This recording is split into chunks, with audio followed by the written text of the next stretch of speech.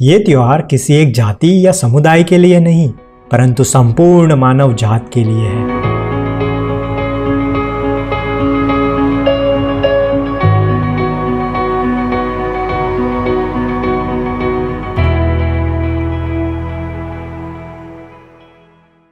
संपूर्ण मानव जात के लिए इसलिए क्योंकि इस त्योहार के साथ गहरा विज्ञान जुड़ा हुआ है।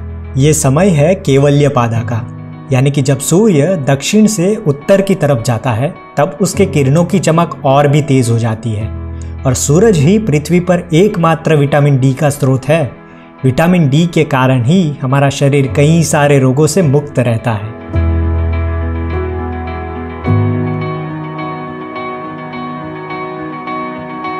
दुनिया को तो विटामिन डी के बारे में 1936 में पता चला, पर हजारों साल पुरानी इस छठ पूजा का यही आधार है। इस पर्व में सृष्टि के जीवनदाता यानी कि सूर्य भगवान और जिस मिट्टी से हम बने हैं उस धरती माँ की पूजा होती है।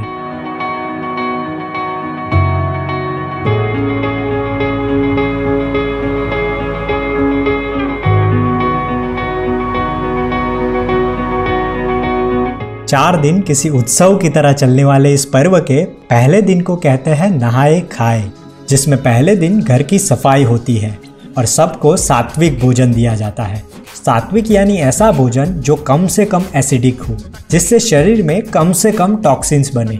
महापर्व का दूसरा दिन है खरना, जिसमें उंगलियां चटवा दे वैसा स्वादिष्ट छठ का प्रसाद बनाया जाता है। तीसरा दिन सबसे मुख्य होता है, जो है संध्या अर्घ्य। संध्या यानी शाम और अर्घ्य यानी अर्पण करना। इस दिन व्रती 36 घंटे का निर्जला उपवास करती है। निर्जला उपवास इसलिए होता है कि जब भी हम कुछ खाते हैं या फिर पीते हैं तो हमारी बॉडी की कुछ ऊर्जा उसे पचाने में खर्च होती है। तो जब हम शरीर में कुछ भी नहीं डालते तो हमारी शरीर की सारी ऊर्जा हम एक जगह केंद्रित कर सकते हैं, जो कि व्रती अपनी भक्ति में करती है। तीसरे दिन व्रती शाम को नदी के किनारे यानी कि घाट पे जाती है और माटी की बेदी बनाती है। यही है उसका मंदिर और यही भगवान।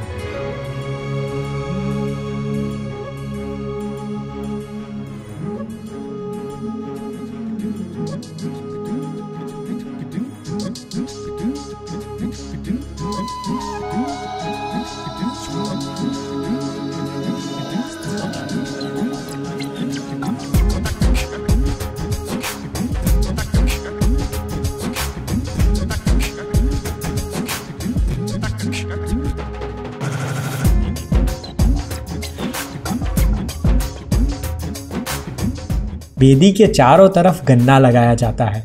गन्ना इसलिए क्योंकि जब व्रती निर्जला उपवास करती है तो शरीर में पानी की कमी हो जाती है, तो गन्ना पानी का उत्तम सोर्स है। उसमें काफ़ी सारे एंटीऑक्सीडेंट और प्रोटीन्स भी होते हैं।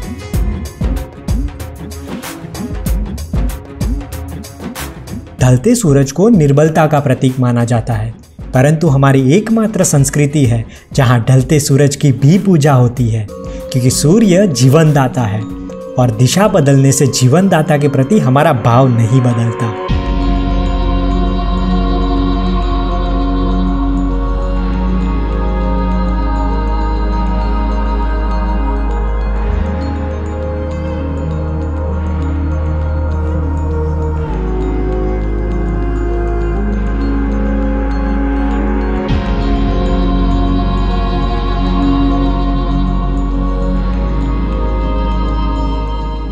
पहले पहल हम कैनी छठी मैया व्रत त्योहार, करिया क्षमा छठी मैया भूल चुक गलती हमार। ये गीत छठ का व्रत रखने वाली महिला गा रही है, जिसने व्रत तो रखा है पर व्रत के सारे नियम कानून नहीं जानती। वो भोलेपन से अनजाने में हुई भूल चूक के लिए छठी मैया से माफ़ी मांग रही है और छठी मैया उसे माफ़ भी कर देगी, क्योंकि इस त्योहार में ना किसी मंत्र की ज़रूरत है, ना किसी जाप की, ना पंडित की, ना कर्मकांड की। ज़रूरत है तो केवल समर्पण की।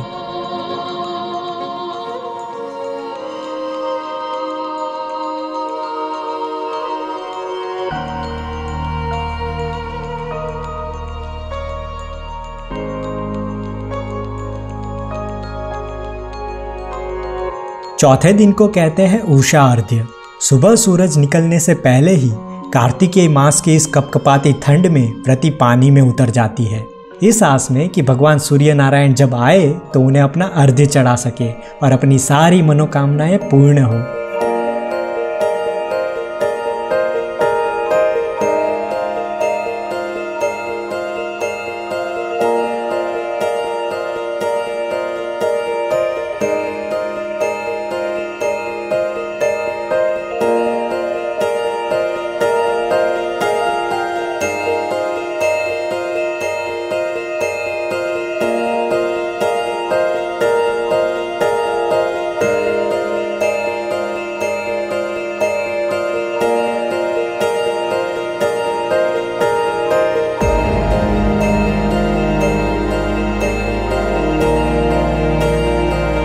ये सिर्फ एक त्योहार नहीं, ये तो मिलन है, एक पेड़ का अपनी शाख से और शाख का अपनी शाखाओं से, आस्था का आशीर्वाद से और कामना का कल्याण से, एक भक्त का भक्ति से और भक्ति का अपने भगवान से, अपने मन का मंदिर से और माटी का मूर्ति से, प्रेम का परमात्मा से और मन का अंतर आत्मा से, विश्व का विज्ञान से और मनुष्य का प्राण से, सृष्टि का सृजनकार से और आकार का निराकार से।